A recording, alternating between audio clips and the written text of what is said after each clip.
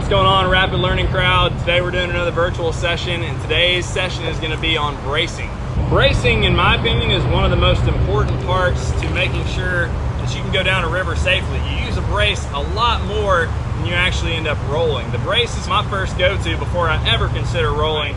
It also transitions well when you learn to roll, because if you can learn to brace properly and do it efficiently, you'll have a really easy time getting your roll. Keep in mind that your body, depending on where you are when you're bracing, is going to affect how easy it is to brace. It's harder to brace when your body is high out of the water opposed to being low down here. Meaning if my body's high, I'm having to brace all of my weight. If my body's lower and my body's more close to the water, it's less weight and force that I'm having to put on my body. So I like to start people out with just learning the balance point of your boat. And you can do that by laying back on the stern and actually taking your head and dip it down in the water just to learn the balance point of the boat. So after you kind of learn that balance point in your boat and you've been comfortable about leaning yourself all the way down towards the water, the next part is actually learning how to brace. So let's start out really simple and let's do some small strokes. So one thing to keep in mind is your paddle position. You don't want to be way up here with your top hand really high like you do in a draw stroke, because what that would do is get your body too high, and it's a lot of force, and it kind of just pulls your body over when you're trying to brace. And so the key is to really have this paddle perpendicular to your body, have it nice and low, elbows down, knuckles facing up like they're punching the sky, and you want to have this smooth face of the paddle nice and flat, just like this.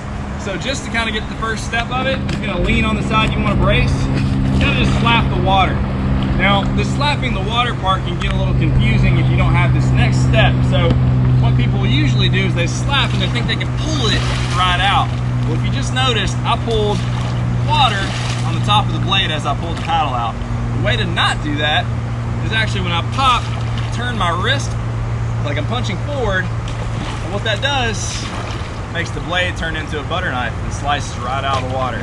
So keep that in mind. That's really important when you're learning. Don't rush it. Slap the water, get used to your wrist flipping to that buttery knife position where the paddle slices right out of the water very easily, and you're not getting caught. Now what happens when you get caught, it's gonna pull you. So if I go and try to pull it up, it's gonna try and pull me over.